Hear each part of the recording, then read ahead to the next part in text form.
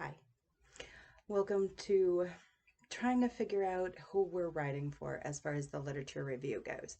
Now, during our conferences, I made the comment to each of you, I'm pretty sure, that the audience for the lit review is always going to be academic in some sort. I want to push back on that just a little bit because while we're looking for scholarly sources and while academics may very well be, because they do a lot of the research that we're calling for, the audience that we're going to be kind of discussing and talking to, it's not necessarily just academics and researchers. So, who are these other stakeholders in our conversations and in our topics? Now, this is going to vary, of course, for each of you, but I want you to take this time to start to think of who else cares. So, one way that we can go through and do this is to look at and talk about who does it actually affect.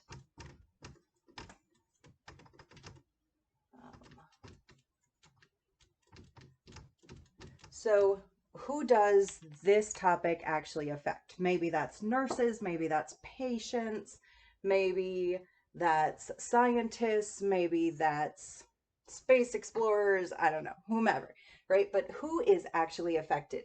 And then take a moment and think of who supports group one. So if we have a conversation about education, maybe we can't really speak to kids or students, right? Like that's not our academic expert audience. But we can instead talk to who supports those children, if that's, for example, this thing, or who supports the patients, for example, right? So not only who's affected, but who actually supports them. And then we can start to think of who controls the support. And I don't mean the supporting people. I mean the support, the money, the infrastructure, the whatever.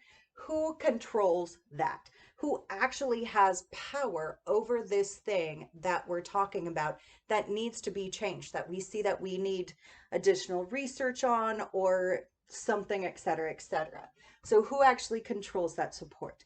These three questions can kind of start to point you into the idea that every topic that we talk about has multiple stakeholders, multiple people who literally hold a stake in the conversation. That's who your potential audiences are. Now, for your actual literature review, you're going to have to pick one. But for the discussion board coming up here, you are going to pick two. So pick two potential audiences and then go through and answer some of those questions that Miller Cochran ends up asking on page 45 of today's reading. So there's four questions. What does each audience already know about the topic? Right? So if we're talking to nurses and parents of patients, right? Say that the patient is a child, so we have nurses and we have parents of these childhood patients. Um, the nurses will know a lot more about the topic than the parents would. On the other hand, the parents would know a lot more of that firsthand experience than probably a nurse would, depending on where that firsthand experience comes from. So each of them already knows something about our topic.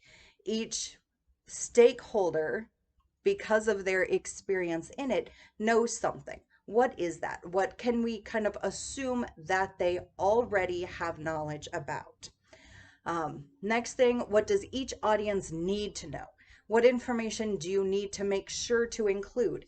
Again, the information and the support and the evidence that you're going to have to pull and find will change depending on if you're talking to a nurse or a state legislature or the board of the hospital, right? Whoever's the chief whatever they're called, of the hospital, this is really going to change what information they need to know, and therefore what evidence you actually have to go out and find for them in regards to this literature review topic that you're writing about. Next, third, what does each audience value in relation to your topic? What kinds of information will motivate them, interest them, persuade them? How do you know? This question can sometimes feel a little uncomfortable because we are asking you to make a generalization. And that's fair.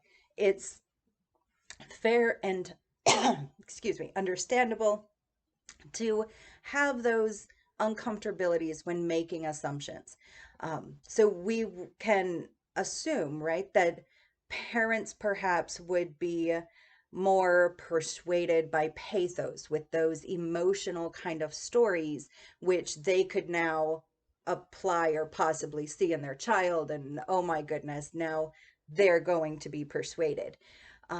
Nurses, on the other hand, we can look at nurses and say, okay, you need a lot of logos, you need a lot of evidence, a lot of study, a lot of statistics in order to persuade you about a particular stance, a particular course of action that should be taken. And we can look at maybe politicians, that they're going to need a lot of ethos, a lot of that credibility of, so all of these people say this is the correct course of path, or all of these people say this is the problems that are going on and that are in here, so therefore you should listen to this, right? So go through and take a look at what power each one of your audience members actually holds, and perhaps how they have that power. And that might be able to help you kind of make these certain assumptions as to what they value, what will motivate them, what interests them, what persuades them. Fourth question, what sources of information about your topic might your audience find questionably reliable? So this one just really comes back to what we all talked about during our conferences, that the sources that are most typically viewed as credible and as reliable ends up being those scholarly sources.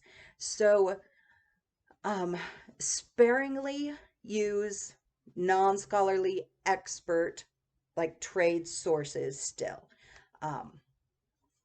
But take a look at it, answer those questions based on possibly two audience members.